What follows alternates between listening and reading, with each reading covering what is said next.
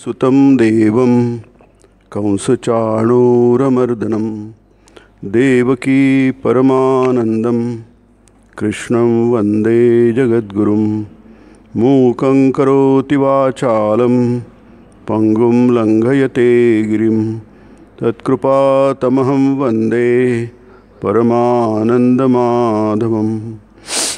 नमः श्रीयतिराजाय विवेकानन्दसूरये सच्चित्सुखस्वरूपाय स्वामिने तापहारिणे।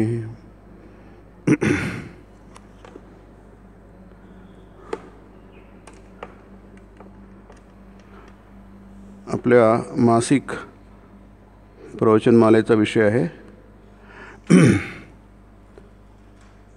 श्रीमद भगवद्गीता आणि स्वामी विवेकानंदांचा कर्मयोग। आपण बघतो आहोत की दोन्ही हे ग्रंथ आहेत, हे आपल्याला आपल्या जीवनाचा सर्वोच्च उद्देश काय आहे याविषयी सांगतात आहे। कारण ग्रंथ हे खूप असतात, ग्रंथ कोटीभी शंकराचार्य म्हणतात, कोट्यावधी ग्रंथ असतात। आणि आज आपल्या हातामध्ये सगळे ग्रंथ आहेत। ह्या यूट्यूबच्या मदतीने लायब्ररी आपल्या हातात आलेली आहे, ग्रंथालय आपल्या हातामध्ये आहे। कोणताही संदर्भ ग्रंथातला आपल्याला हवा असेल तर पटकन आपल्याला तो शोधता येतो। म्हणजे ग्रंथांची संख्या पुरेशी आहे, भरपूर आहे। पण त्या ग्रंथामध्ये जे सांगितलेलं आहे ते काय सांगितलं आहे ते समजून घेणं, त्याची धारणा करणं, ते ग्रहण करणं आणि त्याप्रमाणे वागणं हे मात्र आवश्यक आहे। ग्रंथ लिहिण्याचा उद्देश तोच असतो। हे दोन्ही ग्रंथ जे आहेत, भगवद्गीता आपण बघतो आहोत की भगवद्गीता आपल्याला सांगते की तुम्ही या जीवनामध्ये काय करायचं आहे, तुमच्या आयुष्यामध्ये तुम्हाला काय मिळवायचं आहे आणि ते काय मिळाल्यामुळे तुम्ही खऱ्या अर्थाने यशस्वी व्हाल। मिळवण्यासारख्या शेकडो गोष्टी असतात, त्यातल्या निवडक गोष्टीच फक्त आपण मिळवू शकतो। सगळ्याच गोष्टी काही आपल्याला मिळत नाहीत। मला वाटलं की माझ्या आयुष्यामध्ये मी एव्हरेस्ट शिखरावर जाऊन वरती भारताचा तिरंगा रोवला असता, पण ते काही मला काही जमलं नाही। माझ्या मनात जरी असलं, म्हणजे मी नुसती कल्पना सांगतो, तसं काही नव्हतं नाही की नाही, परंतु मला माहिती आहे की ते माझ्याने काही माझ्या आवाक्यातली गोष्ट नाही आहे। अशा पुष्कळशा गोष्टी असतात की त्या काही आपल्या आवाक्यातल्या नसतात,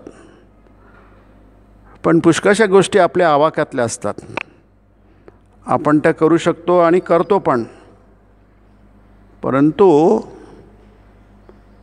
त्या करत असताना त्यातल्या आपण जे बघत आहोत की त्यामधल्या मुख्य गोष्टी काय आहेत आणि गौण गोष्टी काय आहेत। गौण म्हणजे मराठीत त्याला दुय्यम म्हणतात, सेकंडरी।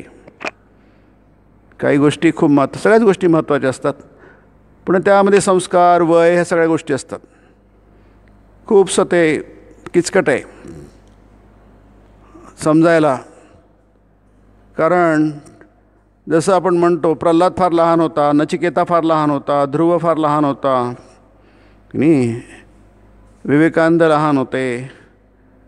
त्या वयामध्ये त्यांना ईश्वर दिसेल काय, ईश्वराचं दर्शन मला हवं आहे। आत्ता ते 26ला मला वाटतं 26 डिसेंबर डिसेंबरला एक 4 दिवसांपूर्वी दिल्लीला कार्यक्रम झाला, बालक दिवस की नाही, वीर बाल दिवस. तो जोरावर सिंग आणि फतेह सिंग, त्या दोघांना, छोटे होते ते, 7 वर्षाचे आणि 9 वर्षाचे, एक लहान भाऊ एक मोठा भाऊ, गुरु गोविंद सिंगचे ते पुत्र होते.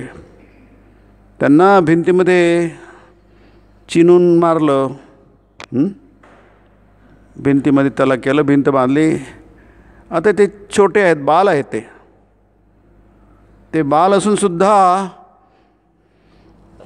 त्यांच्यामध्ये जी हिंमत आहे, जे सामर्थ्य आहे आणि जी त्यांची धर्मनिष्ठा आहे ती मात्र जाज्वल्य आहे. ते बऱ्याचशा गोष्टी आहेत त्याच्यामध्ये, तुम्ही ते ग्रंथातून वाचू शकाल किंवा याच्यातून वाचू शकाल की त्यांच्यामधलं काय साहस होतं बघा. जसं आपण प्रल्हादामध्ये बघतो, प्रल्हादावर कितीतरी प्रकारे त्याचा घात करण्याचा त्याच्या वडिलांनी प्रयत्न केला, पण त्याची हिंमत जी आहे ती हिंमत मात्र तशीच राहिली. शेवटपर्यंत तो परिस्थितीला शरण नाही गेला, त्यांनी परिस्थितीवर मात केली. लहान असून, पण ही उदाहरणं फार कमी आहेत. लहानपणी अक्कल नसते. बालस्तावत क्रीडासक्त, शंकराचार्य म्हणतात. लहानपणी सगळं लक्ष असतं क्रीडेमध्ये, खेळण्यामध्ये. बस मुलं धूम करतात खेळण्यामध्ये, त्यांना खेळणं खूप आवडतं. तो त्यांच्या वयाचा भाग आहे. तरुणस्तावत तरुणी रक्त, तरुणांना तरुणी आवडतात, त्याच्यामध्ये तेच मग्न असतात. किंवा तरुणांना तरुण आवडतो, त्याच्यामध्ये ते मग्न असतात. ते युवकांचं तरुण आहेत ना, म्हणून तरुण म्हटलं आहे. ते तरुण म्हणजे ती तारुण्याची अवस्था आहे, त्यामध्ये ती गोष्ट तुम्हाला आवडते. लहान आलं ते काही तरुणामध्ये काय त्यांना इंटरेस्ट नसतो. छोट्या मुलांना त्याच्यात काही इंटरेस्ट नसतो. थोडा मोठ्या झाल्यावर त्यांचा इंटरेस्ट वाढतो. मग ती अवस्थाप्रमाणे असते. म्हणून आपल्याला प्रत्येकाचे संस्कार वेगळे. काही लोकांना लहानपणात अक्कल सुचते, काही लोकांना वय संपून गेलं तरी अक्कल येत नाही, शहाणपणा येत नाही. तो बाई शहाणपणा तो वयावर अवलंबून असतो, पण पुष्कळचा वयावर पण अवलंबून असतो, पण पुष्कळ हा संस्कारांवर अवलंबून असतो. म्हणून ते शंकराचार्य अंतिम वयसे अपी म्हणतात गीतेमध्ये. तुम्ही वयाच्या अंतिम टप्प्यावर सुद्धा तुम्हाला शहाणपण आलं तर ते काही वाईट नाही आहे, ठीक आहे. आधी आलं असतं तर खूप छान झालं असतं, पण तुमच्या जीवनाच्या शेवटच्या टप्प्यावर की नाही आलं तरी तुम्हाला ब्रह्मनिर्वाण मृच्छती गीता म्हणते. स्थित्वास्यामंतकालेपी, शेवटचा श्लोक आहे 72वा, दुसऱ्या अध्यायातला.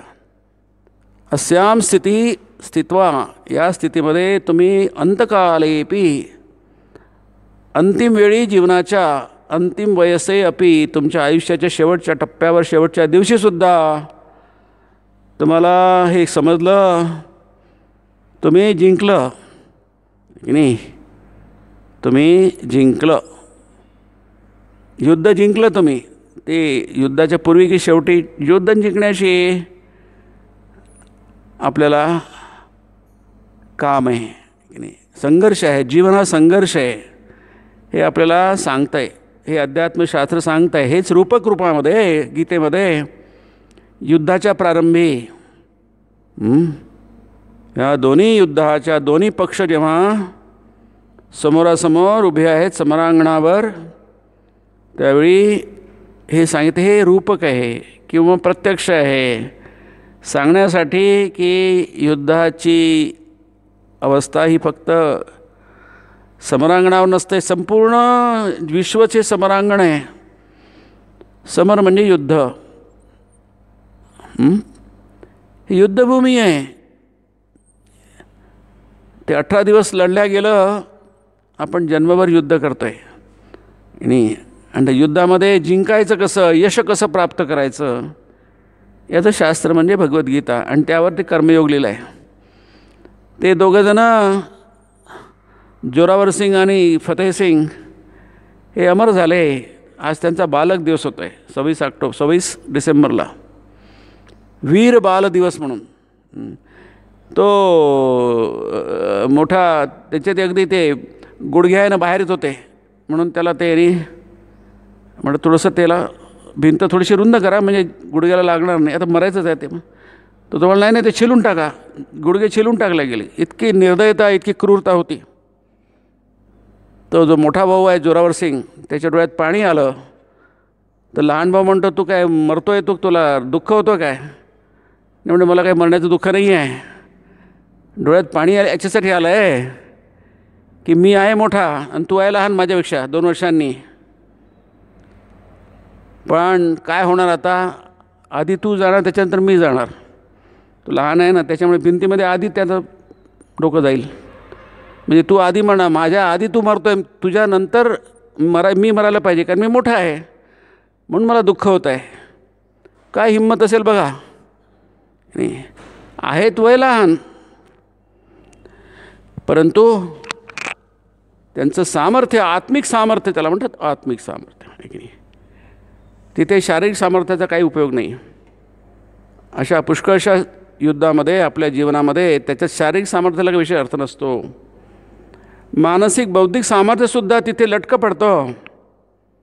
पण हे आत्मिक सामर्थ्य, मी आत्मा आहे, मला जरा मरण नाही आणि मला मृत्यू नाही,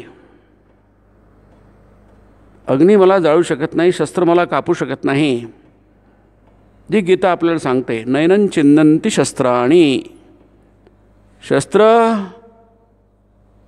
कापू शकतं परंतु देहीला नाही. देही हा नित्य अवध्य आहे, त्याचा वध होत नाही. अग्नी जाळू शकत नाही. नैनं दहती पावका, हा गीता म्हणते. न चैनं क्लेदयन्त्यापो, पाणी काही करू शकत नाही. आणि न शोषयती मारुता, हे सगळे महाभूत आहेत. भूत म्हणजे एलिमेंट्स. हे सगळं जग उलटापालटा करू शकतं, आत्म्याला नाही. आत्म्याला नाही. देहाचं दहन होतं, देहीचं दहन होत नाही. देहाचं दहन होतं कारण देहाचं दहन काय, तो नाशवान आहे म्हणून दहन होतं. देही हा अविनाशी आहे म्हणून त्याचं दहन होत नाही, त्याचं दहन होत नाही आहे. हे कुठे आपल्याला माहिती आहे, कोण सांगणार, कसं करणार? त्यासाठी आपल्याला हे पाहिजे. कारण आपल्याला किती असलं तर त्या गोष्टी आपल्या उपयोगाच्या आहेत नाही. हे ज्ञान आपल्याला अंतिम वयसे अपी, केव्हाही आपल्या आताही कामाला येईल आहे, उद्याही येईल आहे आणि शेवटपर्यंत कामाला येईल आहे. हे ज्ञान नेहमी आपल्या खिशात पाहिजे. पुष्कळ लोक आपल्या खिशामध्ये छोटीशी गीता ठेवतात की नाही, नेहमी त्यांच्याकडे असते. स्वामी विवेकानंद भारतभर फिरलेत. त्यांनी भारत भ्रमण केलं, संपूर्ण भारत फिरलेत. ते ज्यावेळी त्यांचे गुरु रामकृष्ण यांनी देह त्याग केला, त्यानंतर एका ठिकाणी राहिलेत ते वरानगर मठ म्हणून. तिथे त्यांनी पहिला मठ स्थापन झाला. अगदी भूताटकीचं घर होतं ते. अंगावर कपडे नाही, पोटाला अन्न नाही, अशी अवस्था. अशा अवस्थेमध्ये काही दिवसांनंतर सगळेजण भ्रमण केलं, भारत भ्रमण, तीर्थयात्रा. भारताचं दर्शन, आपल्या देशाचं दर्शन करायचं. देश काय आहे गेले. आणि त्यावेळी स्वामी विवेकानंदांनी सगळं भारत बघितला, भारताची स्थिती बघितली.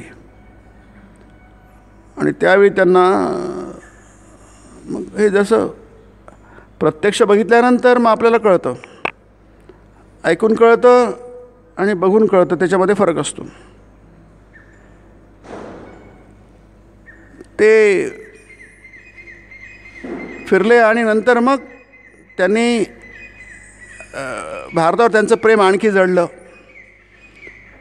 ग्रंथ वाचून जे होतं त्याच्यापेक्षा त्यांना भ्रमण करून त्यांचं प्रेम जास्ती जडलं भारतावर. आणि मग कळलं आहे त्यांना की भारत हा कसा आहे, अमर आहे, अविनाशी आहे. भारताला मृत्यू नाही आहे, भारताला नाश नाही आहे. शेकडो परक्यांच्या स्वाऱ्या, चालीरीतींमध्ये झालेले शेकडो बदल आणि या सर्वांना पुरून उरणारा भारत देश आहे, असं स्वामींचे वाक्य आहेत. आपण सगळ्यांना पुरून उरणारे आहोत. हा विश्वास आत्मविश्वास म्हणजे आत्म्यावरचा विश्वास. आत्म्यावरचा विश्वास म्हणजे आत्मा हा अजर अमर अनंत आहे, हा विश्वास. हा विश्वास त्यांच्यामध्ये आणखी आणि तोच त्यांनी जगाला सांगितलं. काय आणखी काय गरज आहे? स्वामी म्हणतात आपल्याला कळलं, समजा आपल्यामध्ये हा विश्वास जागृत झाला. ह्या 1000 वर्षांमध्ये काय झालं आहे? 1000 वर्षांमध्ये आपला आत्मविश्वास जो आहे, आपल्यावरचा विश्वास, हा त्याला ठेचून काढला गेला. म्हणून स्वामी विवेकांच्या तुम्ही मागमायत बसा, विश्वास विश्वास विश्वास. तुमचा 33 कोटी देवांवर विश्वास असेल आणि तुमच्यावर नसेल, स्वतःवर विश्वास नसेल, तर तुम्हाला मुक्ती नाही असं म्हणतात. म्हणून विश्वास ठेवा, स्वतःवर विश्वास ठेवा. किंवा श्रीरामकृष्ण म्हणतात वचनामृतामध्ये, सतत म्हणतात ते, विश्वास असेल तर तुम्ही अर्धी लढाई जिंकली, स्वतःवर विश्वास असेल तर. आणि मग तुम्हाला जर पराभूत करायचं असेल तर तुमचे शत्रू प्रथम काय करतात? तुमचा विश्वास ठेचून काढतात. म्हणून तेवढा विनाश करतात. जेवढ्या परकीय स्वाऱ्या झाल्या भारतावर, अनेक लोकांनी, परक्यांनी स्वाऱ्या केल्या आणि राज्य केलं.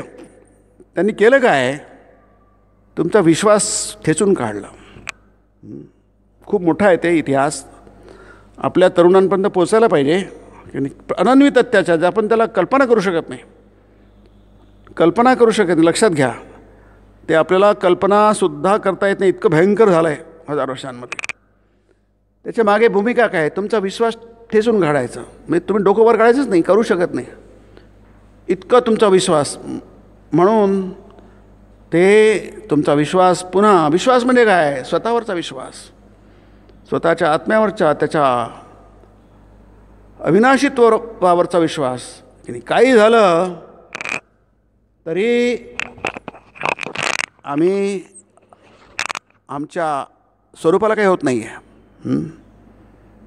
देही नित्यमवद्योयम देहे सर्वस्य भारत तस्मात् सर्वाणि भूतानि न त्वं शोचितुमर्हसि. अर्जुना, काही झालं दुःख करू नकोस. न शोचितुमर्हसि, दुःख करण्यासारखं काही नाही आहे. हे काय आहे? ही सृष्टी आहे. सृष्टीचे काही विचित्र नियम असतात, ते तुम्ही बनवलेले नसतात, मानवाने बनवलेले नसतात.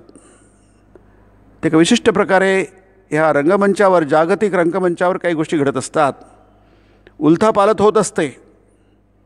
मग तो छोटा रंगमंच असो की विशाल रंगमंच असो, सतत उलथा. तर स्वामी म्हटला, व्हिसिसिट्यूड्स, उलथापालथी, खालीवर होत असतं.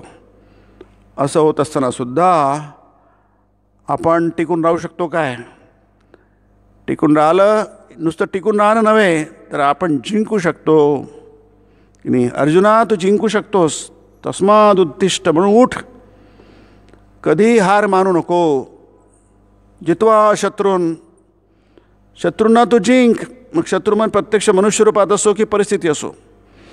भुंक्ष्वराज्यम समृद्धम, आणि ऐश्वर्याचा उपभोग घे. राज्यम, सत्ता तुझ्या हाताशी आहे, काळजी करू नकोस. मयि वेते निहता पूर, तुझे सगळे प्रॉब्लेम मी आधी सोडून टाकले आहेत. त्या सुंदर आहे बघा. हा विश्वास आपल्याला अध्यात्मशास्त्र देतं. नाही आणखी कुठनं येणार? म्हणून इथे कर्मयोगामध्ये स्वामीजींनी आपल्याला ते सांगितलं आहे. फार सुंदर पुस्तक आहे कर्मयोग. आपण कर्माशी बांधले गेलो आहोत. श्वास घेतो आहे आपण, तेव्हापासून आपण कर्म करतो आहे. श्वास घेणं हे कर्म आहे. आणि शेवटपर्यंत आपण श्वास घेतो, शेवटपर्यंत कर्म करतो आपण. पहिल्या श्वासापासून अंतिम श्वासापर्यंत आपण कर्म करतो आहे. तर त्याचा योग ईश्वराशी, त्या कर्माच्या फळातून ईश्वराशी योग होऊ शकतो, जेणेकरून तुम्ही युद्ध जिंकाल. हा संघर्ष तुम्ही संघर्ष म्हणून राहणार नाही. नाही तर नुसता संघर्षच करत गेला तर त्या संघर्षाला काही अर्थ नाही आहे की नाही. संघर्ष असून तुम्ही त्याच्यावर मात करता नाही ते महत्त्वाचं आहे. आणि ती मात करता येते देव जेव्हा तुमच्या बाजूला उभा असतो, समोर उभा असतो. त्याच्या आता तुमच्या रथाची सगळी सूत्र आहेत, तेव्हा तुम्ही युद्ध जिंकू शकता. हे आपल्याला कर्मयोग गीतेतले सांगतोय. गीतोक्त कर्मयोग हा आहे. तो काळजी करू हे मरतं मरू दे, हे सगळं आहे ना मरू दे. मी त्यांना आधीच मारून टाकलं आहे, तू काय कोण मारणार आहे. निमित्त मात्रम भव सव्यसाचीन. हे अर्जुना सव्यसाचीन अर्जुनाला म्हटलं आहे. हे अर्जुना तू कशाला चिंता करतोस. हे तुझे आजोबा तुझे गुरु आणि तुझे भाऊ आणि तुझे मेहुणे हे सगळे मरणार आहे. सगळ्यांची लिस्ट आहे गीतेमध्ये. अर्जुनाच्या तोंडीच आहे ती मोठी यादी आहे. हे सगळे मरणार मरू दे नाही. कारण काय मी यांना आधीच मारून टाकलं आहे, तू कोण मारणार आहेस. म्हणजे मया एव ते निहता पूर्वमेव. काय सुंदर शब्द आहे का. मया माझ्याकडनंच, तृतीया विभक्ती. मया एव माझ्याकडूनच येते म्हणजे हे सगळे. निहता म्हणजे हता म्हणजे नाही, हता निहता. निहता म्हणजे संपूर्णपणे मेलेले आहेत. केव्हा आधीच पूर्वमेव. आणखी काय पाहिजे तुला. हे सगळे प्रॉब्लेम सॉल्व झालेले आहेत. म्हणजे आपण याला म्हणतात सांख्यदर्शन. आपण हे जे बघतो दुसरा अध्याय की नाही, हे सांख्यदर्शन वैदिक दर्शन आहे. सनातन वैदिक दर्शन आहे. दर्शन म्हणजे काय. दर्शन म्हणजे दिसणं, बघणं, अनुभूती, अनुभव. म्हणून आपली सगळी दर्शनं अनुभव आहेत. वैदिक दर्शनं अनुभवाची आहे. दुःखातून मुक्ती आणि अनंत आनंदाचा अनुभव. वैदिक दर्शनं 6 दर्शनं आहेत. वैदिक दर्शनं 6, त्याला दर्शनं म्हणतात. दर्शनं म्हणजे अनुभव ह्या. म्हणून आपले दर्शन हे विश्वासावर अवलंबून नुसतं नाही आहे. तर तुम्ही त्याला आपण ज्याला म्हणतो शोध घ्या, आपल्या हृदयामध्ये विचार करा. आणि त्याच्यासाठी तुमच्याकडे ग्रंथ आहेत. ग्रंथाच्या आणि श्रवणाच्या माध्यमातून तुम्हाला त्याच्यावर चिंतन करता येऊ शकतं आणि ती गोष्ट तुमच्यापर्यंत पोचू शकते. म्हणून सांख्यदर्शन हे सांख्यदर्शन हे वेदांताच्या जवळ आहे. गीता हे औपनिषदिक दर्शन आहे. आणि त्याच्यावर हा कर्मयोग स्वामींनी लिहिला आहे. तर ते औपनिषदिक दर्शन म्हणजे ती विद्या आहे. त्याला इथे गीतेमध्ये म्हटलं आहे गुह्यतमं शास्त्रम म्हटलं आहे. इथे गुह्यतमं शास्त्रम मिदमुक्तम मया नघ. अर्जुना माझ्याकडून सांगितले गेलं शास्त्र आहे. जसं वैद्यकीय शास्त्र असतं, पाकशास्त्र असतं, शरीरशास्त्र, शेकडो शास्त्र आहेत. तसे शास्त्र आहे, पण ते गुह्यतमम आहे. अत्यंत गुह्य आहे. म्हणजे छपलेलं आहे, लपलेलं आहे. सहजासहजी आपल्या दृष्टीस पडत नाही. पण ते आपल्याला ओपन करायला पाहिजे. म्हणून एक ग्रंथ आहेत. म्हणून सांख्यदर्शनामध्ये आपल्याला आपण गेल्या वेळी बघितलं की आपल्याला कळलं पाहिजे की आपलं जीवन हे जग, संपूर्ण जग हे आहे. आपला संबंध अधिक येतो पृथ्वीशी. कारण या पृथ्वीचे आपण काय आहोत, यात्री करू आहोत.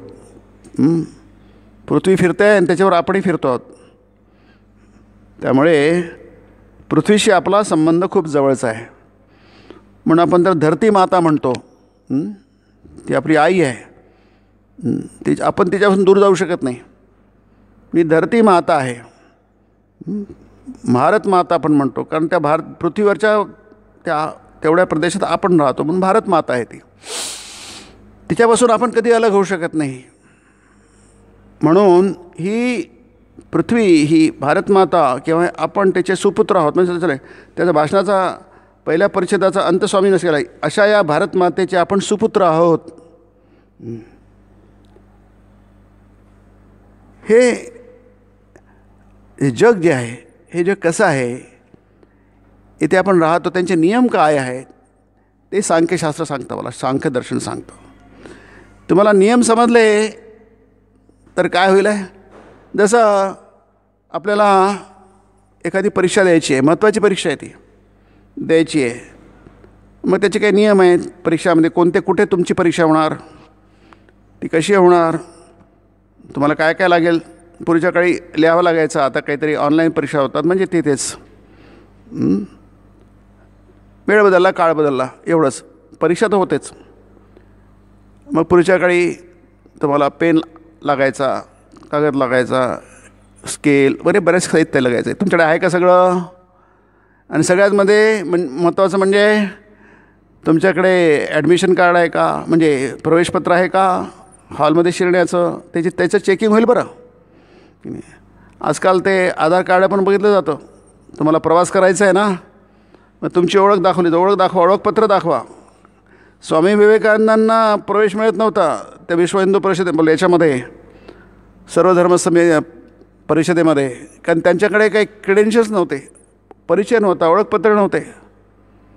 काय करायचं, काहीच नाही माझ्याकडे. जायचं कसं? तिथे तुम्हाला प्रवेशच मिळणार नाही तुमच्याकडे प्रवेशपत्र असल्याशिवाय. आम्ही एकदा आम्हाला नव्हतं तर आम्हाला घरी जाऊन पुन्हा धावत आणावं लागलं होतं, दाखवल्यानंतर प्रवेश मिळाला फायनल परीक्षेमध्ये. म्हणजे सगळ्या गोष्टी तुमच्याकडे हव्यात. नुसतं तुम्ही बसले आणि तुम्हाला प्रवेश मिळाला आणि तुम्ही, तसं काही नाही. त्याचे काही नियम असतात. ते नियम तुम्ही पालन केले तर तुम्हाला ती गोष्ट उपलब्ध होण्याची आशा असते. म्हणून सांख्यदर्शन जे म्हटलं आहे, याच्यात आपल्याला सांगितलं गेलं, यावेळी आपण बघितलं गीतेत, याचा संपूर्ण गीतेमध्ये सांख्यदर्शन आहे, लक्षात घ्या. सगळ्याच योगदर्शनामध्ये सांख्यदर्शन आहे. हे दोन, योग, सांख्य आणि हे वेदांत, हे 3 दर्शनं हे सगळे जवळजवळचे आहेत. ते एकमेकांना छेद नाही देत. सांख्य ईश्वराला मानत नाही, पण सांख्यदर्शनाचा पूर्ण उपयोग यांनी केला आहे. योगदर्शन मानतं थोडंफार, पण वेदांत दर्शन जे आहे ते औपनिषद दर्शन आहे, सगळंच काही मानतं, ते कशालाच बात करत नाही प्रत्येक गोष्ट. पण तुम्हाला गीतेमध्ये दिसेल की सगळंच काही मान्य केलं आहे. सगुण, निर्गुण, सगळं विश्वरूप दर्शन आहे. काय अद्भुत आहे ते बघा. हे संपूर्ण विश्व परमेश्वराचं रूप आहे. श्रीरामकृष्णांनी बघितलं होतं, ही झाडं आहेत, झाडावर सगळी फुलं लागली आहेत. त्यांनी बघितलं की सगळी विराट विश्वाची पूजा चाललेली आहे. ते नानकांचं एक सुंदर भजन आहे, त्याची आरती चालली आहे, देवाची आरती चालली आहे. हे चंद्रसूर्य जे आहे आरती, दीपक आहे, प्रदीप आहे. खूप सुंदर कल्पना आहे ती. हे सगळं विश्वच ईश्वरमय आहे. यातून तुम्ही काहीच बघू शकत नाही. संपूर्ण विश्व ईश्वरमय आहे. ईशावास्यमिदं सर्वम यत्किंच जगत्याम जगत. जगामध्ये जे काही थोडंफार असेल, किंचित जरी असेल, ईशावास्यम इदम सर्वम, हे सगळं ईश्वराने आच्छादिलेलं आहे. हे आपल्याला विश्वरूप दर्शन 11वा अध्याय गीतेचा. अर्जुन म्हणतो मला बघता येईल काय? म्हणतो हो, मी असल्यानंतर तुला काय शक्य आहे? मला बघता येईल काय? तो म्हणतो हो बघता येईल. आणि बघ, पश्चिमे पार्थरूपाने शतशोधसहस्रशः, आहे की नाही? बघ बघ, हे बघ, हे बघ, हे बघ. म्हणजे देव आपल्या समोर असल्यानंतर काय शक्य आहे? म्हणून आपण तिथे ह्या दर्शनामध्ये ती बाब आहे. सगुण रूप आहे, विश्वरूप आहे, सगळं कशालाच बात केलेलं नाही. हे गीतेचं वैशिष्ट्य आहे. म्हणून तो प्रल्हाद म्हणतो सगळीकडे देव आहे. ते काही त्याच्या बापाला काही पटत नाही. कसं काय? जितका माणूस जडवादी राहिला आहे, भौतिकवादी राहिला आहे, इहवादी राहिला आहे, त्याला हे ईश्वर आहे पटणारच नाही. त्या हिरण्यकश्यप काय होता? जडवादी होता. रावण काय होता? दुर्योधन काय होता? जडवादी होते. म्हणून त्यांनी प्रचंड विध्वंस केला. हे अद्वैत दर्शन आहे. म्हणजे जितके द्वैत दर्शन आहे नेहमी कट्टर असतात. 16वा अध्याय तुम्ही वाचा, दैवासुर संपद विभाग योगो गीतेचा. असुरवृत्ती काय असते? सतत विध्वंस करते, मार काट, रक्तपात, रक्ताच्या नद्या वाहतात. अतिशय क्रूरा नराधमान म्हटलं आहे गीतेमध्ये की नाही. ते नराधम असतात. धर्माच्या नावाखाली प्रचंड विध्वंस करतात. आणि धर्माच्या नावाखाली, धर्म कधीही विध्वंस करत नाही. धर्माच्या नावाखाली विध्वंस होतो याचा अर्थ तो धर्मच नाही आहे की नाही. तो धर्मच नाही आहे. कौरव आणि पांडवांमध्ये होतं ते धर्मयुद्ध होतं. धर्माचा शब्द तिथे लोकांना माहीतच नाही. तर धर्म म्हणजे न्यायासाठी लढले. पांडव न्यायासाठी लढले. तिथे काही जो धर्म दुर्योधनाचा होता तो धर्म पांडवांचा पण होता. त्यात काही फरक नव्हता. तेही वैदिक धर्म होते, हे वैदिक, त्यावेळी हिंदू धर्म नावाचा शब्दच नव्हता. कौरव आणि पांडवांचंच सगळं एकच होतं आहे. ते काही विरुद्ध धर्म थोडीच होते काही. तिथे धर्मशब्दाचा अर्थ आहे न्याय. पांडव न्यायासाठी लढले, त्यांच्यावर अन्याय होत होता आणि म्हणून भगवान कृष्णाने पांडवांचा पक्ष घेतला, दुर्योधनाचा पक्ष नाही घेतला.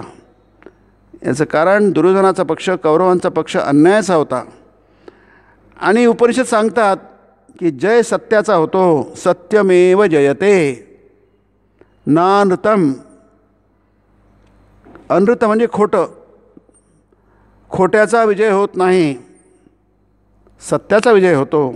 यतो कृष्ण ततो धर्म, यतो धर्म ततो जय. महाभारत म्हणतं जिथे कृष्ण आहे तिथे धर्म आहे. धर्म म्हणजे न्याय, नीती, सदाचार आहे. आणि जिथे धर्म आहे, न्याय आहे, नीती आहे, सदाचार आहे, तिथे सक्सेस आहे, तिथे जय आहे. महाभारतात सूत्र आहे सत्यमेव जयते. हे उपनिषदातलं आहे, मुंडकोपनिषद, कठोपनिषद, हे सगळे उपनिषदामध्ये हेच आहे, सत्यमेव जयते. म्हणून आपल्या भारताचं बोधवाक्य काय आहे? सत्यमेव जयते आहे. लक्षात घ्या. तुम्हाला माहीत असेल का? सगळ्यांना माहीत असायला हवं.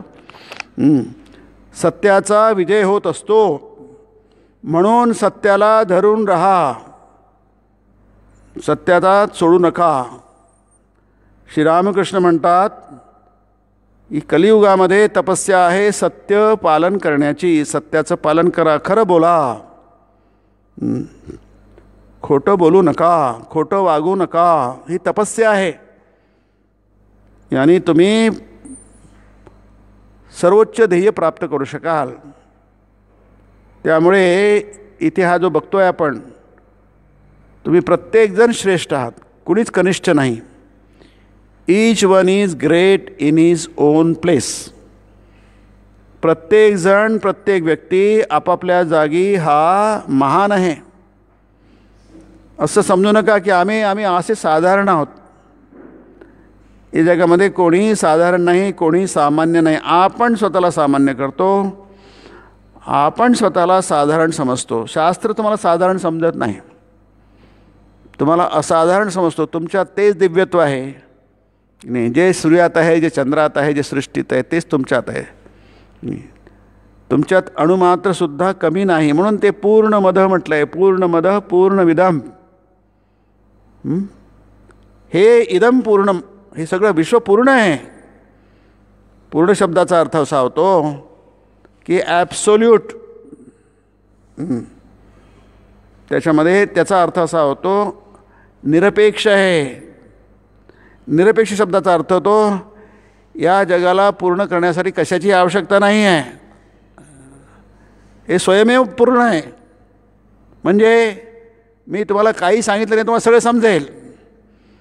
तुम्ही काही नाही ऐकलं तरी तुम्हाला सगळं समजेल. देव आहे तुम्हाला समजून देणारा, माझी काही गरज नाही आहे. त्याला म्हणतात ॲब्सोल्यूट ट्रूथ म्हणतात की नाही. पूर्णमदः, कारण हे अधः पूर्ण आहे, ब्रह्मपूर्ण आहे.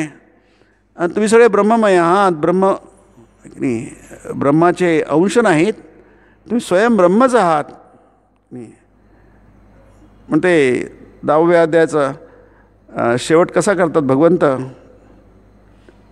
की हे जाणून तुला काय होणार अर्जुना? सगळं तुला सांगितलं, सगळं ईश्वरमय आहे, परंतु तुला एवढं जरी समजलं तरी पूर्ण आहे की अथवा बहु नाही. ते शेवटचा श्लोक आहे, क्रमांक आहे 42, 10वा अध्याय. अथवा हे सगळं सांगितलं तुला, सगळं दिव्य आहे, दिव्य आहे. इथे अंधार नाही आहे, इथं अज्ञान नाही आहे, सगळं काही दिव्य आहे. यद यद विभूतिमत सत्वम, सगळी विभूतिमत आहे. सगळं जे काही आहे सगळं विभूतिमत म्हणजे महान आहे. लघु काही नाही आहे, सगळं महान आहे. श्रीमदूर्जितमेव वा,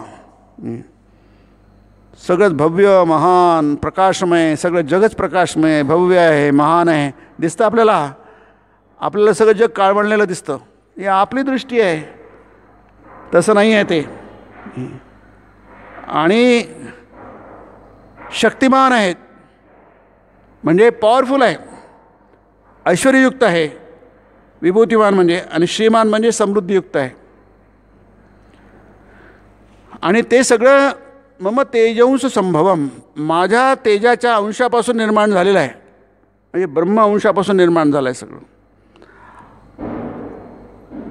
हे जे ज्ञान आहे हे जर आपल्याला नेहमी, आपण त्याला म्हणतात विश्वास, हे तत्त्वज्ञान आपल्याला विश्वास देते. जे अनुभवाला येतं, जे दिसतं तसं नाही आहे. आपल्याला खरं आहे ते अनुभवाला येत नाही, जे दिसतं ते अनुभवाला येत नाही. जे नाही दिसत, जसं नाही ते दिसतं, जे आहे ते दिसत नाही आहे. मग आपल्याला हे अध्यात्म किंवा गीता किंवा कर्मयोग तुम्हाला सांगतं, अरे बाबा असं आहे, असं नाही आहे. डोंट डिस्पॉन्ड म्हणून अर्जुनाला म्हणतो, अर्जुना शोक करू नकोस, नत्वम शोक चौचिमरुच शोचित. अर्जुन काय करतो, अर्जुन जसं दिसतो तसं बघतोय, त्याला जसं दिसते तसं बघतोय. भगवंत तसं बघू नको, मी सांगतो ते बघ, कारण मी सत्य बघतोय आणि ते तुला सांगतोय. तू बघतोय असत्य आणि ते तुला दिसतंय, त्याच्यामुळे तू दुःख करतोय, शोक करतोयस. तत्तदेवावगच्छत्वम मम तेजंश संभवम. हे सगळं विश्व माझ्या तेजाच्या अंशापासून निर्माण झालं आहे. इतकंच. अथवा बहुना एतेन ज्ञातेन तव अर्जुन. अर्जुना हे सगळं सांगितलं ना तुला. 41-42 श्लोक आहे 10व्या अध्यायामध्ये. फार मस्त अध्याय आहे तो. मला पूर्वी वाटायचं 10व्या अध्यायावर नुसतं चराट आहे असं मला वाटायचं, आहे की नाही, की काय इतकं ते चाललं, याच्यात मी आहे, त्याच्यात मी आहे, त्याच्यात मी आहे. आणि 11वा अध्याय तर इतकं भरपूर वर्णन विश्वाचं, तो खूप मोठा अध्याय आहे. आणि 10वा अध्यायसुद्धा 42 श्लोक आहे. काय लंब चराट चळवलं आहे, तसं नाही आहे ते. दोन्ही अध्याय फार अद्भुत अध्याय आहे. आता हळूहळू कळते की फार महान अध्याय आहे ते, की नाही. अथवा बहुना एतेन ज्ञातेन तव किम अर्जुन. अर्जुना हे सगळं जाणून तुला काय करायचं, जाणण्यासारखं नाही आहे, जरूर जाण. एतेन जाणून तुला काय होणार, कारण काय, एक छोटीशी गोष्ट तुला जाणली तरी तुला, आपण खूपशा गोष्टी लक्षात ठेवू शकत नाही, की नाही, ते शक्य होत नाही आपल्याला. सगळ्या गोष्टी, आपली धारणाशक्ती फार कमी आहे, सगळ्या गोष्टी आपल्या लक्षात राहत नाही. ज्यांची धारणाशक्ती खूप प्रचंड असते, ऐकलं की लक्षात ठेवतात, ऐकलं की लक्षात ठेवतात, आहे की नाही, असे लोक महान असतात आणि फार कमी असतात. आपल्या भारतामध्ये असे खूप झालेले आहेत, की नाही. त्याला फोटोग्राफिक मेमरी म्हणतात. आजकाल तुमच्याकडे आहे ना, तुमच्याकडे मोबाईल आहे ना, झालं, लोक पटकन क्लिक करतात, पटकन ते कॅच करतं सगळं, याला की नाही. खूप सोपी झालं आहे. कॅमेरा असतो याच्यामध्ये, पटपट पटपट तुम्ही फोटो काढू शकता. त्याला फोटोग्राफिक मेमरी म्हणतात, की नाही. पटकन तुमच्या लक्षात राहतं. पण किती लोकांमध्ये असते ती मेमरी, फार कमी लोकांमध्ये असते. म्हणून इतक्या गोष्टी तू कशा जाणू शकतील अर्जुना. म्हणून तुला सूत्रामध्ये सांगतो, अगदी छोटंसं. अथवा बहुना एतेन ज्ञातेन तव किम अर्जुना. मग काय लक्षात ठेव, विष्टभ्याहमिदं कृष्णम एकांशेन स्थितो जगत. मी या सगळ्या विश्वामध्ये व्याप्त आहे, याला म्हणतात तत्त्वज्ञान. हे तुम्हाला जर समजलं की देव आपल्या आजूला आहे, बाजूला आहे, मागे आहे, पुढे आहे, वर आहे, खाली आहे, सगळे कुठे नाही आहे, कुठे नाही. म्हणून अर्जुनाच्या रथावर समोर कृष्ण आहे, म्हणून अर्जुन जिंकला, पांडव जिंकले. कौरवांकडे सेना खूप जास्ती होती, 40% जास्ती होती. मोठे मोठे योद्धे होते, भीष्म, द्रोण, अश्वत्थामा, कर्णासारखे. पण पांडव युद्ध हारलेत, कौरव युद्ध हारलेत. याचं कारण काय, त्यांच्याकडे बळ होतं पण कृष्ण नव्हता. त्यांच्याकडे कृष्ण नव्हता, एकच कमी होती, आणि ती म्हणजे देव त्यांच्या बाजूला नव्हता. तुमच्या बाजूला देव असले तर तुमचं सगळंच काही असेल, तुम्ही जिंकाल, की नाही. सोत्तीर्णा खलु पांडवै रणनदी कैवर्तक केशव. तुम्ही उत्तीर्ण व्हाल, उत्तीर्ण म्हणजे पास व्हाल, नापास नाही होणार. उत्तीर्णा पांडवई रणनदी. पांडवांनी रणनदी खरोखरच पार करून गेले. याचं कारण काय, त्यांच्या नौकेचा नाविक कोण होता, केशव होता. म्हणजे तुमच्या बाजूला जर अध्यात्म असेल, सत्य असेल, तर तुमचा पराभव जगातली कोणतीही शक्ती करू शकत नाही. हे जिंकणं तर फार छोट्या गोष्टी आहेत. आपण ज्याच्याने चिंता करून असतो, उत्तीर्ण करतो, परीक्षा कशी पास करायची, ही फार छोटी गोष्ट आहे. तुम्ही तुमचं आयुष्याचं युद्ध जिंकू शकाल. म्हणून तुम्ही अश्रद्ध कधी होऊ नका, विश्वास कधी गमावू नका. स्वतःचा विश्वास आपण थोड्या थोड्या गोष्टींनी गमावून बसतो. छोट्या छोट्या गोष्टींनी आपला विश्वास आपला नष्ट होऊन जातो. ते असे उदाहरणं शेकडो आहेत. दररोज तुमच्या पेपरमध्ये आणि तुमच्या न्यूजमध्ये येतात ते की नाही. एक ते आत्ताच एक 10 दिवसांपूर्वीचं असेल उदाहरण ते. ती मुलगी सतत हे बघते, मोबाईल बघते. वडील म्हणतात की काय अरे इतकं तसं करू नको, तुझं नुकसान होईल आहे पुढे आयुष्यामध्ये. कोणालाच आवडत नाही. मोठ्यांनी काही तुम्हाला टोकलं, कुणी आपल्याला टोकलं तर आवडत नाही. कारण आपण त्याचा पूर्णपणे लिप्त आसक्त झालेलो असतो. आपण डिस्टर्ब होऊन जातो, आपलं मन डिस्टर्ब होऊन जातं. मुलगी कॉलेजमध्ये शिकणारी काय 16, 17, 18 वर्षाची काय असेल ते असेल, मला जास्ती डिटेल्स माहीत नाही आहे, पण ती कमी होती, 20च्या आसपास असेल. आणि वडील बाहेरून आले संध्याकाळी ऑफिसमधनं की कुठून तरी काम करून. म्हटलं तिने बघितलं मुलगी बघते, तिला म्हटलं अरे असं कशाला करते, बोलू नको. तिला राग आला. तिने काय गेली, आपल्या खोलीत गेली आणि तिने जाळून घेतलं, विष घेतलं. तिला हॉस्पिटलमध्ये तिला मेली मात्र. आता एवढी छोटीशी गोष्ट आहे, पण ती अक्कल नाही आहे की आपण काय आहे, हे काय फार क्षुल्लक गोष्ट आहे. कोणी आपल्याला रागवलं त्यांनी काय झालं, आपल्याला आई वडीलच रागवले ना, किंवा कोणी रागवलं असलं त्यात काय विशेष आहे. ही स्ट्रेंथ मला गीता दे. तुम्ही गीता वाचा की नाही. नो द्विजेत प्राप्य चा प्रियम असं आहे ते. न उद्विजेत प्राप्य चा प्रियम. जर तुम्हाला काहीतरी असं झालं, अप्रिय झालं, तुमच्या मनाप्रमाणे कोणी वागलं नाही किंवा मनाच्या विरुद्ध तुमच्यावर बोललं, न उद्विजेत न प्रवृषेत प्रियम प्राप्य नो द्विजेत प्राप्य चा प्रियम स्थिरबुद्धिर सम्मूढो ब्रह्मविद ब्रह्मणी स्थिताः. जो स्थिर बुद्धीचा आहे, असम्मूढ आहे, मूर्ख नाही आहे, ब्रह्मवित आहे तो आणि ब्रह्मणी स्थित आहे. तो ब्रह्मामध्ये जो राहतो, किती हर्षाचं कारण झालं, आनंदाचं कारण निर्माण झालं, न प्रवृष्ये, तो स्थिर आहे. उद्वेग होणारं किती कारण झालं, न उद्विजेत अप्रियम प्राप्य. तो माणूस खरा माणूस आहे. थोडं काहीतरी झालं, कोणी रागवलं, कोणी अपमान केला, बस आपलं सगळं काय झालं, एकदम आपण पंख्याला लटकून जातो किंवा काहीतरी मोठा गुन्हा करतो, अपराध करतो. याचा अर्थ काय, आपल्याकडे काही शाश्वत नाही आहे, आपण सगळे पोकळ आहोत. असं जो करतो ना ते पोकळ आहेत, त्यांना काहीच त्याच्यात भरीव काहीच नाही आहे. त्यांच्याकडे असं भरीव ठोस असं काहीच नाही आहे. इतके पोकळ आहेत की छोट्याशा गोष्टींनी त्यांना वाटतं की सगळं मरायलाच पाहिजे. म्हणून इथे म्हणतात की असं करू नका, तुम्ही महान आहात, श्रेष्ठ आहात, तुम्ही तुमच्या जागी महान आहे. स्वतःला सांगा, सतत स्वतःला तुम्ही सांगा, आठवण करून द्या. तुम्ही जिथे कुठे आहात त्याला इथे कार्यक्षेत्र म्हटलं आहे.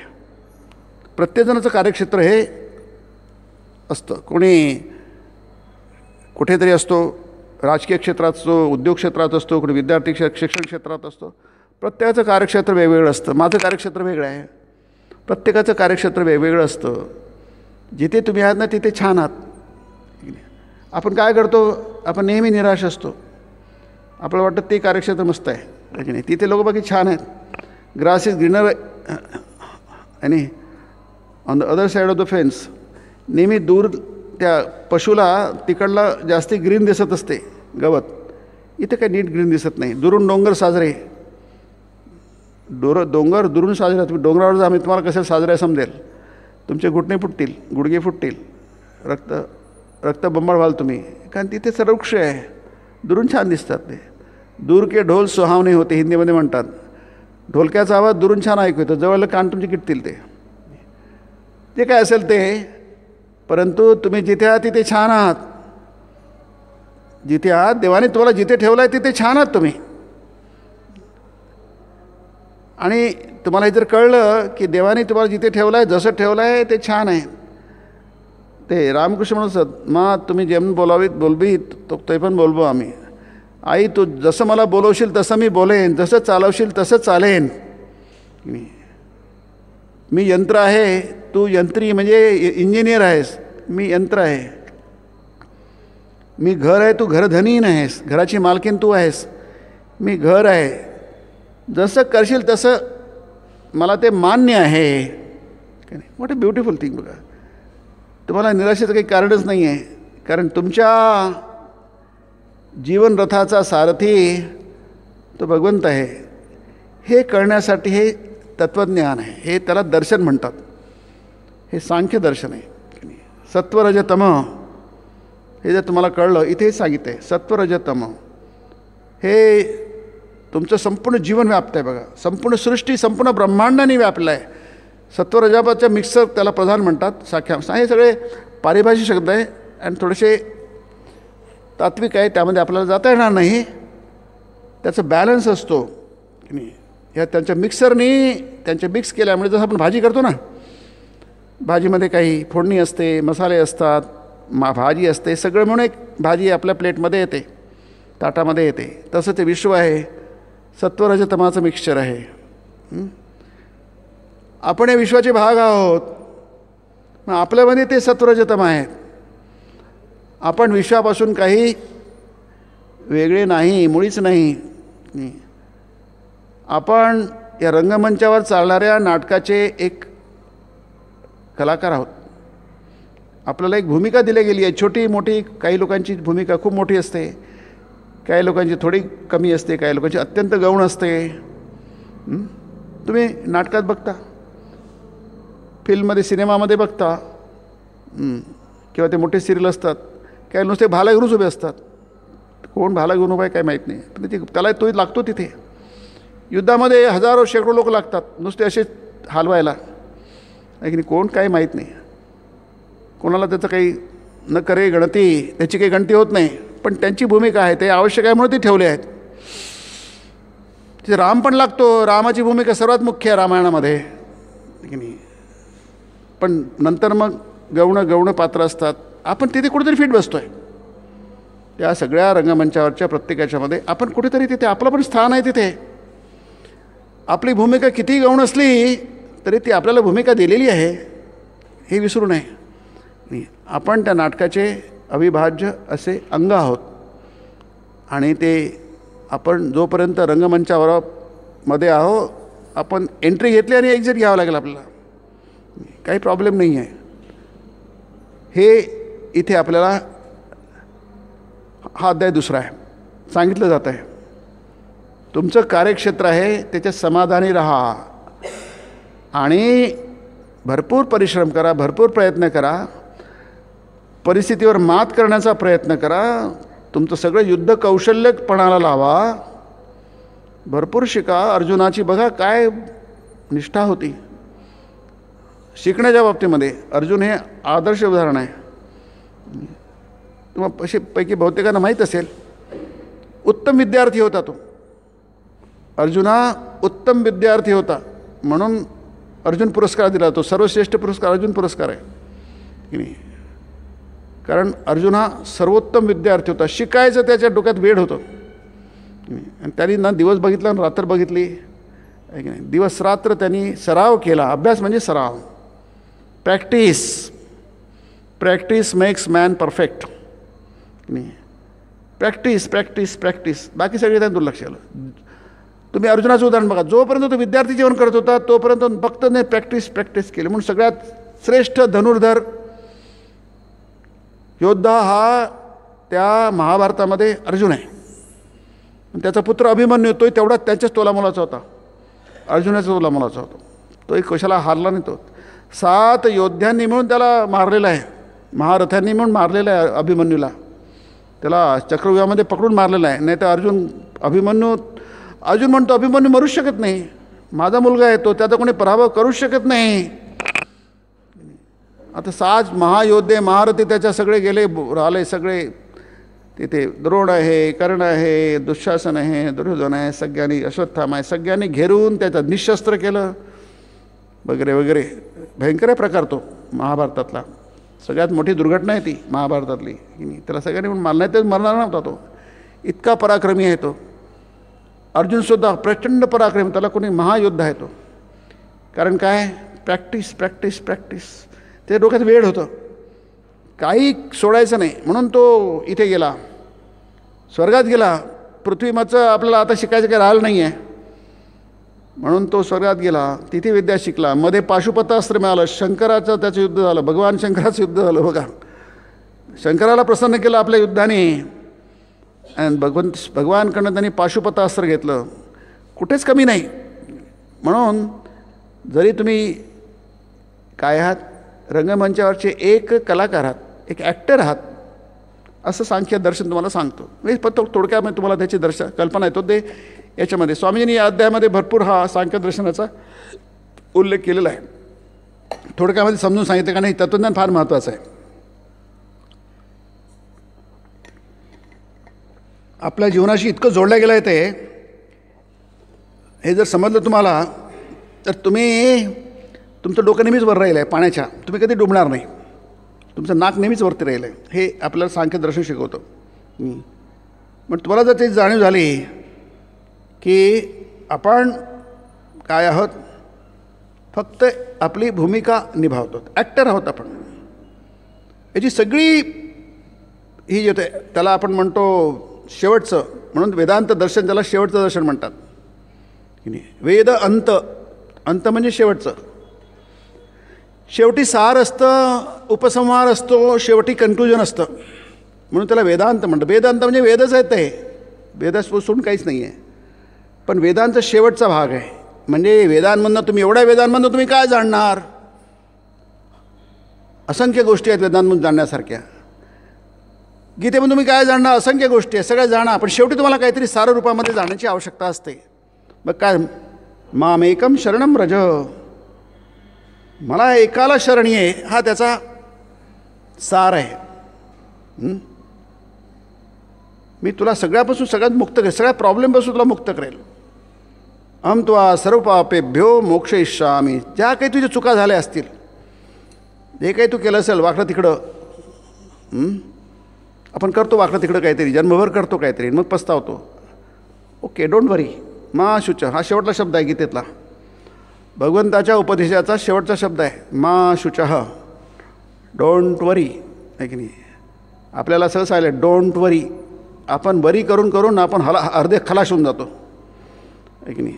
आपलं औदासीन्य नैराश्य हे वरी करून करून करून खलाश होऊन जातं. आमच्याकडे समर कॅम्प असतो लहान मुलांसाठी 8वीपर्यंतच्या. त्यांना आम्ही बोला, अरे तुमच्या बोलण्यातून पहिले तो बोर हा शब्द काढून टाका. लहान मग आम्ही बोर झालो म्हणतात. तुम्ही कशाने बोर होता, आहे की नाही. बारके पोरं ते म्हणतात आम्ही बोर झालो, उन्हाळा आहे, सुट्ट्या आहे, आता काय करायचं. अरे काय करायचं, तुम्ही आहे, तुमचा इतका उत्साह आहे. बोर झालो, इतक्या गोष्टी करण्यासारख्या आहेत. टी व्ही बघतो हे का, ते एवढं करू नका, त्याने तुमचं बोर्डम आणखी वाढेल, आहे की नाही. आधी छान वाटेल, नंतर तुमचं बोर्डम नैराश्य आणखी वाढेल, की नाही. पण किती पुस्तकं आम्ही, अर्थात तुम्ही पण ज्येष्ठ मंडळी आहात, आमच्या लहानपणी आम्ही पुस्तकं म्हणजे त्याचं किस पडायचो. संध्याकाळ झाली की पळत सुटले लायब्ररीमध्ये. आपल्या आधी दुसरं कोणी पुस्तक घ्यायला नाही पाहिजे, घ्यायचं जुनं पुस्तक द्यायचं आणि बदलून आणायचं, पुन्हा वाचत दिवसभर वाचायचं, पुन्हा ते पडायचं, हे चालायचं. करण्यासारखी ते तुम्ही पुस्तक वाचू शकता, खेळू शकता, कितीतरी गोष्टी असतात. सुट्टीच्या दिवसांमध्ये 2 महिने काय करायचं, तोडफोड करायची नाही. तुम्हाला भरपूर वेळ मिळतो आहे ना, मग पुस्तक वाचा, भरपूर पुस्तक वाचा. बोर कशाला होता, बोर. पण पोरं सतत म्हणतात आम्ही बोर झालो. म्हणून सांगतात इथे मा शुचः, नाही तुम्ही बोर होऊ नका जीवनामध्ये.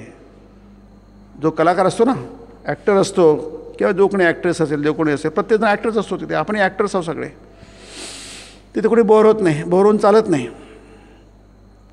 कसं चालणार बोर होऊन? तुम्हाला तुमची भूमिका तंतोतंत निभायची असते, थोडंसुद्धा कमी चालत नाही ते. म्हणून तुम्ही सिनेमा बघताना की तुम्हाला इतकं अगदी सलग दिसतं बघा, ते सगळं कृत्रिम असतं. तसे आयुष्य पण कृत्रिम आहे, खरं नाही आहे. The story told by stupid, असं शेक्सपियरनी म्हटलं आहे. Life is the story told by stupid. म्हणजे हे सगळं मूर्खपणाचं सगळं आपलं जीवन आहे, नाही. यात काहीच खरं नाही आहे, सगळं कृत्रिम आहे. हे सांख्ययोग तुम्हाला सांगतो, दर्शन सांगतो. हे बरेच आहे, आपण एक एक करून बघू, कारण ते खूप मोठं आहे ते. पण वेदांत म्हणजे वेद म्हणजे जाणणं. विद धातू आहे तो. वेद म्हणजे जाणणं. तुम्ही काय जाणायला पाहिजे, खूप गोष्टी जाणायला पाहिजे. पण एवढं मात्र जाणलंच पाहिजे हे जाणलं की तुमचं सगळं बाकी सगळ्या गोष्टी तुमच्या ठीक होऊन जाते. स्वामी जसे म्हणतात, तुम्हाला जर मोक्ष म्हणजे काय समजलं, तिथे तुम्ही सक्सेसफुल झाले. तुमचं अर्थ, काम आणि धर्म ते पण सक्सेसफुल होईल आहे. आणि तुम्ही नुसते अर्थ, काम आणि धर्म पुरुषार्थाच्या मागे लागले, तुमचं ते तर जाईलच आणि हे पण जाईल आहे. ज्ञानयोगा स्वामीजी म्हणतात हे आपल्याला कळत नाही. आपल्याला वाटते ते मोक्षविषयी नंतर बघू म्हातारपणी. ते शक्य आहे काय ते की नाही? जेव्हा काहीच करायचं राहणार नाही, जेव्हा काही करायचं राहणार नाही, तुम्ही काहीच करणार नाही. शक्यच नाही आहे. मन थकलं आहे, शरीर थकलं आहे, बुद्धी थकले, सगळं थकलेलं आहे. गलित गात्र माणूस काय करू शकणार? काहीच करू शकणार नाही. जेव्हा तुमच्यामध्ये बळ आहे, मनात बळ आहे, बुद्धीत बळ आहे, शरीरात बळ आहे, तेव्हा उत्साह आहे, तेव्हाच तुम्ही काही करू शकाल. त्यावेळी जर तुम्हाला जीवनाचं तत्त्वज्ञान कळलं तर मग तुमचं ते तर मिळेलच. पण तुमचा अर्थपुरुषार्थ परफेक्ट होईल आहे, कामपुरुषार्थ परफेक्ट होईल आहे, धर्मपुरुषार्थ परफेक्ट. धर्म हे गौण आहे, लक्षात घ्या. धर्म म्हणजे फार मोठी गोष्ट नाही आहे. म्हणून सर्व धर्मान् परित्यज्य. तुम्ही सदाचारी आहात, नीतिमान आहात, चांगले वागतायत, त्यात काय विशेष काय आहे? त्यात विशेष काय आहे? तुम्ही रावण का होणार? तुम्ही दुर्योधन का होणार? काही कारण नाही आहे. चांगलं वागणं चांगलंच आहे, वाईट काय त्याच्यामध्ये? त्याच्यात लाज वाटण्यासारखं काय आहे? लोकांना चांगलं वागण्यामध्ये लाज वाटते, वाईट वागण्यामध्ये मात्र त्यांना काय तो अभिमान वाटतो की आम्ही शिवाय देऊ शकतो, आम्ही दगडफेक करू शकतो, आम्ही दारू पिऊ शकतो, आम्ही अमुक करू शकतो. काही आता मी ते लिस्ट तुम्हाला सगळी माहिती आहे, इथे बोलण्याची गरज नाही. त्याच्यात त्यांना अभिमान वाटतो, पण चांगलं होण्यामध्ये मात्र त्यांना वाटत नाही. हा ही सगळी विकृती आहे. पण हे सुद्धा काहीच नाही आहे. जर तुम्हाला मोक्षपुरुषार्थ कळला, आणि हा मोक्षपुरुषार्थ आहे दोन तत्त्वज्ञानामध्ये. सांख्यदर्शन जो आपण द्वितीय अध्यायात बघत आहोत ह्या कर्मयोगाच्या, आणि गीता तर पूर्णच 18 अध्याय पूर्ण त्याच्यातच व्यापलेले आहे की नाही. म्हणजे गीतेमध्ये कसं आहे की सांख्यदर्शन आणि वेदांत दर्शन म्हणजे उत्तरमीमांसा, पूर्वमीमांसा नाही, पूर्वमीमांसा धर्मशास्त्र ती जैमिनीची आहे. त्याची जैमिनी सूत्र लिहिणारे आहेत. व्यास जे आहेत, व्यास महामुनी हे उत्तरमीमांसेचे सूत्र लिहिणारे आहेत, म्हणून ब्रह्मसूत्र त्यांचं आहे. हे सांख्यदर्शन आहे, षड्दर्शनांमधलं आहे. सांख्य, योग, वेदांत. न्याय वैशेषिक आहे, योग, सांख्य, पूर्वमीमांसा आणि उत्तरमीमांसा अशी 6 दर्शनं वैदिक दर्शन आहेत. हे 6 दर्शन लोक पारंगत असतात. सगळं अगदी काय म्हणतात वाटून पिऊन टाकतात, इतके एक्सपर्ट असतात त्याच्यामध्ये. आपल्याला फारच कमी माहिती आहे. पण गीतेमध्ये त्याचं सार आहे. किमन्ये शास्त्र विस्तरे या स्वयंपद्मनाभस्य मुखपद्मा विनिश्रुता. शेकडो ग्रंथ आहेत, शेकडो पुस्तकं आहेत. तुम्ही किती वाचणार? तुमच्या आवाक्यातली गोष्ट नाही ती, पण आहे त्यातले करणारे आहेत ते, आणि पण त्यातलं सार तुम्हाला सांगणार आहेत. तेवढं मिळालं आपल्याला पुरे आहेत. हॉटेलमध्ये काय काय बनतं, हॉटेल कसं त्याची आपल्याला काय करायचं आहे की नाही? आपल्याला 2-4 पदार्थ खायला मिळाले की आपलं काम झालं, बिल दिलं आणि आपण बाहेर आलो. ते हॉटेल कसं चालतं, ते भटारखाना कसा आहे, ते किती कोण काम करणार आहे, आपलं तिथे काय देणं घेणं आहे की नाही? कारण तो आपला विषय नाही आहे. ज्यांचा असेल त्यांच्यासाठी ठीक आहे. श्रीरामकृष्ण म्हणतात बगीचा आंब्याच्यामध्ये किती झाडं आहे, किती पानं आहे, कोण आहे, आपल्याला तिथे काय करायचं आहे? 2-4 आंबे खाल्ले, मालकाशी ओळख करून घेतली, बस आपलं काम संपलं. कारण आपला तेवढाच फक्त संबंध येतो. तर शास्त्रामध्ये आपला संबंध काय येतो हे याला आपल्याला सांगितलं आहे. नंबर 1 म्हणजे आपण आत्ता बघतो आहोत, तुमच्या आतमध्ये करून घ्या, आपण ऑर्डिनरी नाही आहेत. स्वतःला सामान्य समजू नका. तुम्ही विद्यार्थी आहात, विद्यार्थी म्हणून महान आहात. तुम्ही ग्रस्त आहात, ग्रस्त म्हणून महान आहात. तुम्ही बालक आहात, बालक म्हणून महान आहात. नचिकेत्याचा स्वामीजी म्हणतात त्याचा आत्मविश्वास काय प्रखर आत्मविश्वास. नचिकेता लहान आहे, कुमारम संतम म्हटलं आहे तिथे, तो कुमार आहे, पण आत्मविश्वास काय प्रचंड आहे बघा. तो म्हणतो माझ्या वडील मला कशाला रागवतात आहे, ते कशाला मला म्हणाले की तू यमाच्याकडे जा मर म्हणून, असं कशाला म्हणाले. मी तर काही वाईट नाही आहे. बहुना मी प्रथमा, मस्त आहे ते. पण स्वामी विवेकानंद म्हणत असत ती श्रद्धा. नचिकेता उपनिषद म्हणता मंत्र आहे तो, श्रद्धा आविवेश. नचिकेताच्या मनामध्ये श्रद्धेने प्रवेश केला, एंटर्ड इंटू नचिकेता, प्रवेश केला. तर तुम्ही हॉलमध्ये प्रवेश करता की नाही. मी श्रद्धा काय म्हणते? श्रद्धा म्हणते की बहुनामे मी पुष्कळमध्ये प्रथम आहे, फर्स्ट आहे. काय श्रद्धा आहे बघा, मी काय ऑर्डनर नाही आहे. बहुनाने मी प्रथम. काही लोकांमध्ये मी थोडंसं कमी असेल, पण वाईट तर मुळीच नाही आहे. मी वाईट तर मुळीच नाही आहे, ही श्रद्धा. जो म्हणतो मी वाईट नाही आहे, मी महान आहे, मी उत्तम आहे, तो कसा वाईट होणार? तो नेहमीच चांगल्या गोष्टीलाच मागे लागणार. तुमच्या गोष्टी इतक्या हाय क्वालिटी गोष्टी तुमच्या मनात पाहिजे. तुमचं श्रवण हाय पाहिजे, क्वालिटीचं पाहिजे. तुमचं बघणं हाय क्वालिटीचं पाहिजे. तुमचे पुस्तक हाय क्वालिटी, सगळ्या गोष्टी तुमच्या हाय क्वालिटीच्या असतात, सर्वोच्च दर्जाच्या असतील. तुम्ही सर्वोच्च दर्जाचे व्हाल. निम्न दर्जाचे असेल तुम्ही निम्न दर्जाचे व्हाल. आपला दर्जा कोण ठरवतो? आपण ठरवतो आहे. म्हणून इथे आपापल्या कार्यक्षेत्रात कुणीच कनिष्ठ नाही, हे फार महत्त्वाचं आहे. Each one is great in is on place. तुम्ही ज्या जागी आहात तुम्ही ग्रेट आहात. सतत स्वतःला सांगा. आपण सतत स्वतःला आपलं हे करून घेतो, अवमूल्यन करून घेतो. उपनिषद गीता तर सांगत नाही आहे बघा. गीता तुम्ही वाचा. गीता म्हणता अर्जुन तू काय करतो आहेस की नाही. मा गमः पार्थ न येतं त्वयी उपपद्यते न क्लैब्यम मास मग गमः पार्थ न. अरे मूर्खासारखं काय वागतो, तुला शोभत नाही. शब्द असा आहे बघा, न सामासिक शब्द आहे. न येतं त्वयी उपपद्यते, तुला हे शोभत नाही. जेवढा महान आहे तितकं खाली पडलास का? इतकं कसं शक्य आहे? असं कसं शक्य आहे अर्जुना? तू स्वतःला विसरलास तू कोण आहेस म्हणून. इतकं खाली गेलास तू. उद्धरेद आत्मना नात्मानम अवसादयेत, गीतेचा उपदेश आहे बघा. स्वतःचं पतन करून अधपतन करून घेऊ नका. यात काय वाईट आहे? या उपदेशामध्ये काय चुकीचं आहे की नाही? की तुम्ही स्वतःला खाली पडू देऊ नका. उद्धरेद आत्मना, स्वतःला तुम्ही वर करा, वर करा, वर वर वर.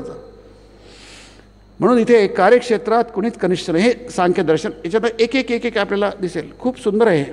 म्हणून मी इथे आपण काही जास्त चर्चा करायला आपला वेळ कमी असतो, पण फक्त तुम्हाला एक कल्पना यावी. पुस्तक वाचा. एक पुस्तक आहेत आपल्याकडे. एक एक वाक्य वाचा.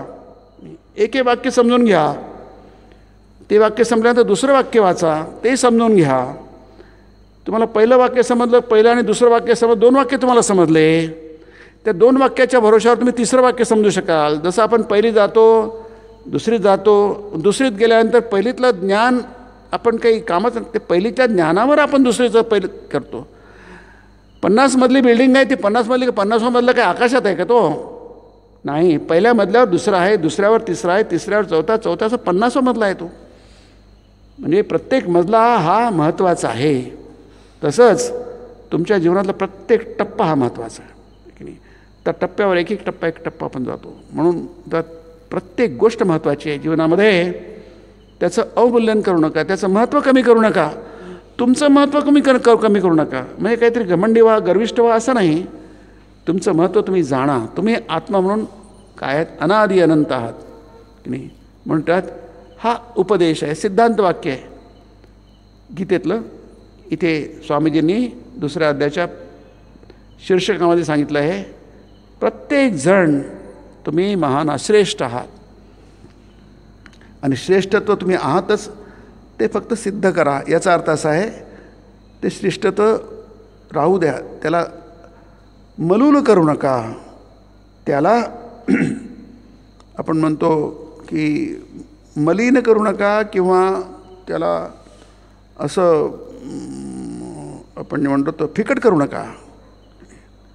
तर त्याला तेजस्वी करा. तमसोमा ज्योतिर्गमय, तुम्ही ज्योतिर्मय करा, प्रकाशमय करा. आपलं जीवन प्रकाशमय करा. तर हे त्याला म्हटलं आहे युनिव्हर्सल स्टँडर्ड. त्याला इथे स्वामीजी म्हटलं आहे सार्वजनीन आदर्श. युनिव्हर्सल स्टँडर्ड आहे. युनिव्हर्सल स्टँडर्ड म्हणजे हे जे तत्त्वज्ञान आहे, दर्शन आहे, याने तुमच्यासमोर आदर्श युनिव्हर्सल स्टँडर्ड सगळ्यांसाठी येतो. सार्वभौमिक महाव्रत हा म्हटलं आहे त्याला. महाव्रत आहे, सार्वभौमिक आहे, सगळ्यांसाठी येते. एक तुम्हाला सांगितलं इथपर्यंत पोहोचा आणि तुम्ही पोहोचू शकाल. तुम्ही जे करू शकणार ते तुम्हाला सांगितलं जाणार नाही. तुम्ही जे करू शकाल तेच तुम्हाला सांगितलं जाईल. तर आपण इथेच थांबूया. आणि हे जे आहे, तुम्ही छोटे नाहीत, कनिष्ठ नाहीत, नाही म्हणजे या अर्थाने तुमच्यामध्ये जे संभाव्यता आहे, पोटेन्शियलिटी आहे, ते तुम्ही पूर्णपणे प्रकट करू शकता या अर्थाने. ओम ब्रह्मार्पणं ब्रह्महवीर ब्रह्माग्नौ ब्रह्मणाहुतं ब्रह्मैव तेन गन्तव्यं ब्रह्मकर्म समाधिना. हरि ओम तत्सत्. ओम शांति शांति शांति. श्रीरामकृष्णार्पणमस्तु.